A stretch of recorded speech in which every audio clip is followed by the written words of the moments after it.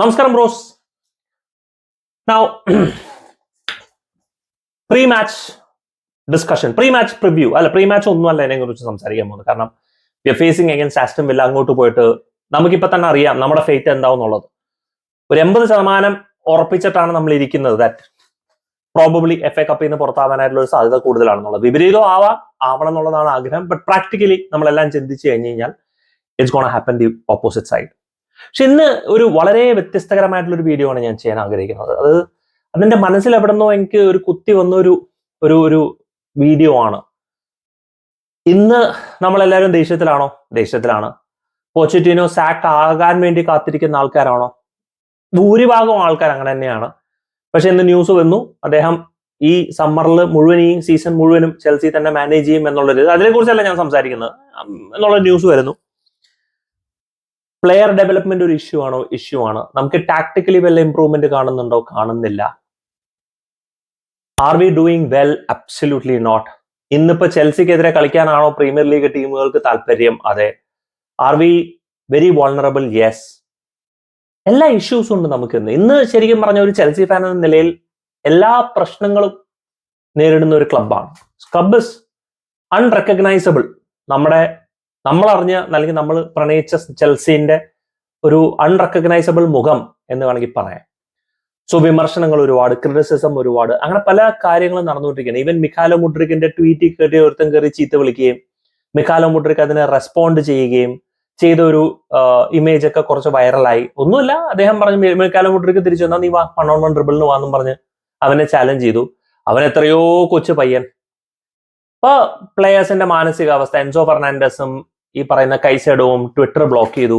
They are mentally down. അപ്പൊ മൊത്തത്തിലൊരു full ഒരു നെഗറ്റീവ് വൈബാണ്. എന്ത് നോക്കിയാലും ചെൽസിനെ കുറിച്ച് നെഗറ്റീവ് ആയിട്ടുള്ള ഒരു വൈബാണ്. പിന്നെ കോൺസ്റ്റന്റ്ലി റിമൈൻഡർ, 1 ബില്യൺ സ്പെൻഡ് ചെയ്തു, അതൊന്നും ആയിട്ടില്ല എന്നുള്ള reminder. So totally down and out. നമ്മുടെ ജഗദീഷ് ശ്രീകുമാർ സാറിന്റെ ഭാഷയിൽ പറഞ്ഞ എഞ്ചിൻ ഔട്ട് കംപ്ലീറ്റ്ലി എന്ന് വേണമെങ്കിൽ പറയാം. എഞ്ചിൻ ഔട്ട് കംപ്ലീറ്റ്ലി ആണ്. സോ വിമർശനങ്ങൾ ഉണ്ടാവും. ഇനിയിപ്പോ ആസ്റ്റൺ വില്ലയായിട്ട് നമ്മൾ കളി തോക്കാനാണ് സാധ്യത കൂടുതൽ എന്ന് എനിക്ക് തോന്നുന്നു. അതിന്റെ പേരിൽ ചീത്തയുണ്ടാവും, അതിന്റെ പേരിൽ ഒച്ചയും ബഹളം ഉണ്ടാവും, എല്ലാം ശരിയാണ്. But just think about it. നമ്മള് ഒരു വ്യക്തിനെ ഏറ്റവും കൂടുതൽ സപ്പോർട്ട് ചെയ്യേണ്ട ഒരു സിറ്റുവേഷൻ എപ്പോഴാണ്? ആ ഒരു വ്യക്തി ഒരുപാട് ദുർബല നിമിഷത്തിൽ കൂടെ കടന്നു പോകുമ്പോഴല്ലേ? Let support Chelsea. I mean we will support Chelsea. പക്ഷെ ഞാൻ പറയുന്നത് അങ്ങനെ സപ്പോർട്ട് അല്ല. Let's back our players. Let's back Pochettino. Not because നമുക്ക് പോച്ചറ്റിനോട് സ്നേഹമുള്ളത് കൊണ്ടൊന്നും അല്ല.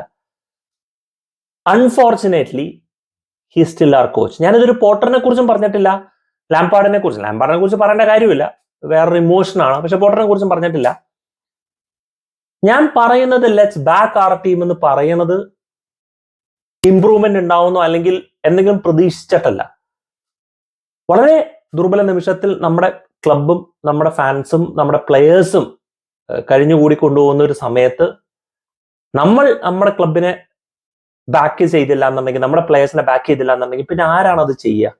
ഏതൊരു ഫാൻസ് എന്തൊന്നാലും ചെയ്യില്ല എന്നുള്ളത് നമുക്ക് ഉറപ്പാണ്. They will never do it. We should do it. And ഈ ഒരു മെസ്സിലേക്ക് കൊണ്ടുവന്ന നമ്മുടെ റിക്രൂട്ട്മെന്റ് ടീമും നമ്മുടെ ഓണേഴ്സിനെയൊക്കെ ശരിക്കും പറഞ്ഞാൽ നമ്മൾ നമിക്കണം. ഇത്രയ്ക്ക് വിവരമില്ലായ്മ കാണിച്ചു കൂട്ടി വെച്ചിരിക്കുന്നതിലൊന്നും ഒന്നും പറയാനില്ല. അതിലുപരിയുള്ള result all is fair. But we fell in love with Chelsea for some reason or the other. അതേപോലെ തന്നെ അതർ ഫാൻസ് അവരുടെ റെസ്പെക്റ്റീവ് ക്ലബ്സിനെ ഇഷ്ടപ്പെടാനായിട്ടുള്ള ഒരു കാരണം വേറെ.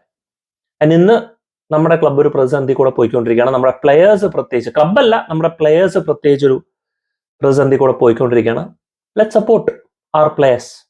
Let's have their back. Let's love them. കളി കഴിഞ്ഞ് എന്താവുന്നുള്ളത് നമുക്കറിയില്ല. നമ്മൾ വിമർശനം തീർച്ചയായിട്ടും വിമർശിക്കും, കുറ്റങ്ങൾ പറയേണ്ട കുറ്റങ്ങൾ പറയും. ചിലപ്പോൾ മിസ്റ്റേക്ക് വരുമ്പോൾ നമ്മൾ ചീത്ത വിളിക്കും, കൈസെഡോനെ ചീത്ത വിളിക്കും. All is done. അത് ആ ഒരു ദേഷ്യത്തിലും ആ ഒരു നിമിഷത്തിലും വരുന്ന ആ ഒരു റിയാക്ഷനാണ്, ഒരു ഫുട്ബോൾ ആരാധകന്റെ റിയാക്ഷനാണ്. That's there. But the next match let's back our players. വിമർശനങ്ങൾ ഉണ്ടാവാണ്ടിരുന്നിട്ട് കാര്യമില്ല. പോച്ചറ്റിനെ കുറിച്ച് ക്രിറ്റിസിസം ഉണ്ടാവണം. ക്രിറ്റിസിസം ഇല്ലാണ്ട് നമുക്ക് എവിടെ മുന്നോട്ട് പോകാൻ പറ്റില്ല. പക്ഷെ before the match begins let's just back our players. പ്രത്യേകിച്ച് ഈ ഒരു ടൈമിൽ, പ്രത്യേകിച്ച് ആസ്റ്റൺ വില്ല ആയിട്ട് നമ്മൾ നേരിടുമ്പോൾ ഞാൻ പ്ലേയേഴ്സിനെ ഊർജ്ജവുമായിട്ട് സപ്പോർട്ട് ചെയ്യുന്നു. ബോൾ കിക്ക് ചെയ്യുന്നവരെ ഞാൻ സപ്പോർട്ട് ചെയ്യുന്നു. അത് കഴിഞ്ഞിട്ട് എൻ്റെ ഇമോഷൻ എന്താവുന്നുള്ളത് എനിക്ക് പറയാൻ പറ്റില്ല. But here I am supporting my club. Here I am supporting my Chelsea. Here I am. Keep the blue flag flying high. എന്ത് നിമിഷം വന്നോട്ടെ, എന്ത് തകർന്ന രീതിയിലും കൂടെ ക്ലബിന് പോട്ടെ, കൂടെയുണ്ട്, ക്ലബിന്റെ കൂടെയുണ്ട്, പ്ലേയേഴ്സിന്റെ കൂടെയുണ്ട്. അത് because of our love for Chelsea, വേറെ ഒന്നുമല്ല. ആ പ്രണയം ഇനിയും മുന്നോട്ട് തന്നെ ഉണ്ടാവുന്നുള്ളതിൽ യാതൊരു സംശയവുമില്ല. ആഗ്രഹം വിജയിക്കണം എന്നുള്ളത് തന്നെയാണ്. യാഥാർത്ഥ്യം പറയുന്നത് ആവാനുള്ള സാധ്യത കുറവായിരിക്കും. Maybe even Carabao cup നമ്മുടെ കയ്യിൽ നിന്ന് പോയിട്ടുണ്ടാവും. Let it go. But we are Chelsea, will always bleed blue. Keep the blue flag flying high. Do let me know, guys, your thoughts in the comment section. Thank you so much for watching. Signing off, SK as usual from Chelsea Karan.